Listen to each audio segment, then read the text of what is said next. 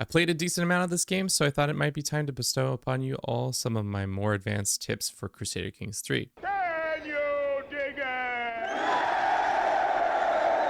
Let's begin. Number 1. When an event pops up and you want to make your roll checks better, switch your spouse to focus on that specific lifestyle trait to improve your odds. This works with pretty much any check that happens within the game. Number 2. This also can be used when sending gifts. The higher the diplomacy, the higher amount of positive opinion. So before sending a gift, switch your spouse to diplomacy to get that extra couple of points. Number 3. One of the easiest ways to make passive money is to use a hook to demand payment. All you have to do is get the perk Golden Obligations and Stewardship and then send your Spy Master out to get secrets. Empires are riddled with them, so I would start with them. The best part of this is if you get them on a strong hook, you can keep reusing this every couple of years until they die. Number 4. Have too many kids on a confederated partition succession? Your character doesn't have the sadistic trait?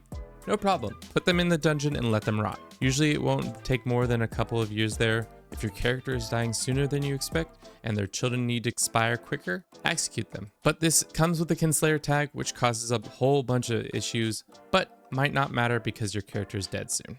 Number 5. It's not always in your best interest to have alliances. Like George Washington said, they can be entangling. So try and get them only when you need to defend your lands or take new ones. Number 6. It's easier to maintain a multicultural nation than it is a multi-faith nation.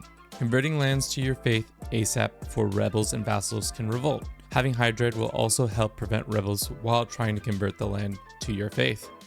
Number 7. The best way to defeat the Mongols is to stop them before they start. As soon as they spawn, declare war for their territory. If you win before they take any more land, then the threat will be no more. The next best way is to kill the Khan until they explode. Number 8. When dismantling factions, try to take out the bigger fish first. Getting them appeased first can prevent war altogether. Number 9. In the same vein, you can dismantle a faction pretty easily if you're able to put said vassals under another one. So if they're a count or a duke and you're an emperor, you can put them all under a king. So you only have to manage a handful of people rather than a bunch. Number 10. Holy orders can become a great tool to keep costs down for wars and increase force size.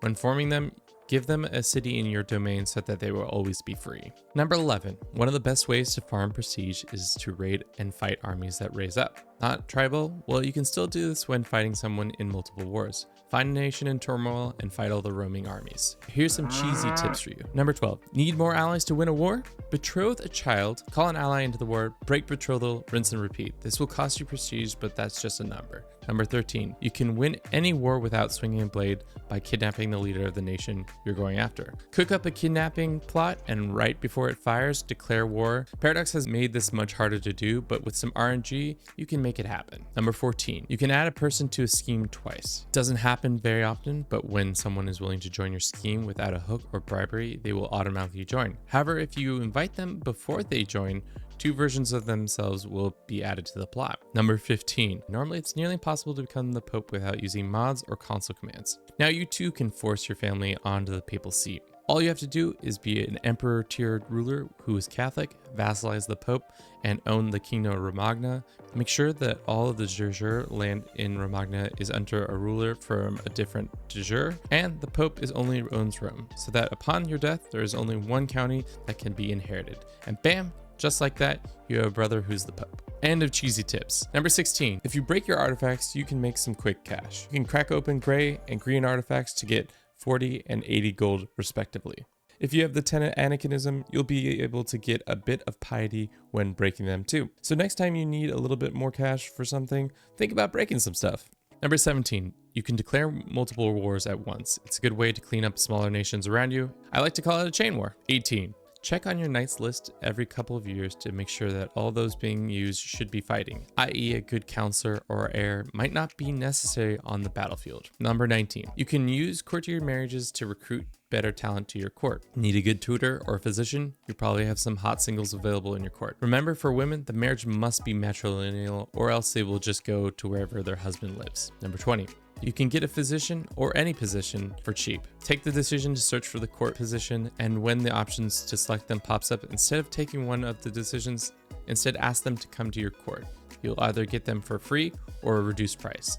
Then all you have to do is say they fail to meet your standards and place them in this court position once they arrive at your castle. Number 21. If you and your spouse share an education trait and they have a higher trait than you, there's a chance that they'll raise it up another star, which is a huge revelation because you could have a wife at a 5-star education trait. She could get you to her level without having to pay the extortionate prices to go to university. Number 22, you can get access to near unlimited dogs. If you have a master of a hunt and hold court, you'll be able to get at the event Puppy Patronage, which allows you to get a dog. Moreover, upon that dog's death, you'll be able to adopt another one due to having the dog lover's trait. This lasts for 30 years, so just rinse and repeat, and you'll always have a loyal friend. Number 23, make it the Pope's problem. If you're playing as a Catholic and don't mind losing some land, but want to be spiteful about it, give the land to the Pope.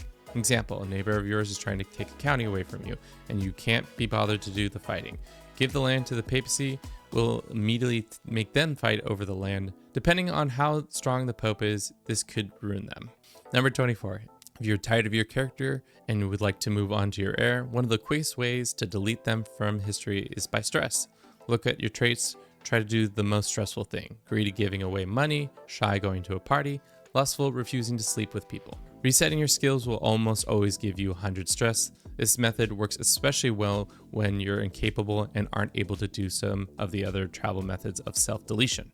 Number 25. Finally, it's a game. Have fun playing it. I feel like I've fallen into this trap a lot, setting a goal for myself and will strive to complete it no matter what. Instead, maybe take a step back and do something random. Something out of the ordinary from your normal playstyle. You'll find most times it will enrich the experience and make you more likely to return to the game. Those are my 25 advanced tips for Crusader Kings 3. Which of these did you not already know? I tried to give ones that could be used in pretty much any of your playthroughs. I threw in some cheese ones because I know some of y'all like to know them, while others will consider it heresy. Let me know what tips of your own you like to implement into your campaigns. My name is Kevin, and this is Do It for Bruce. If you like this video, why not consider subscribing to the channel? If you really enjoyed it, join our Patreon where we put out monthly videos, usually consisting of something to do with Bruce or some obsession I have in my day-to-day life. Here's part of one of our recent Patreon videos.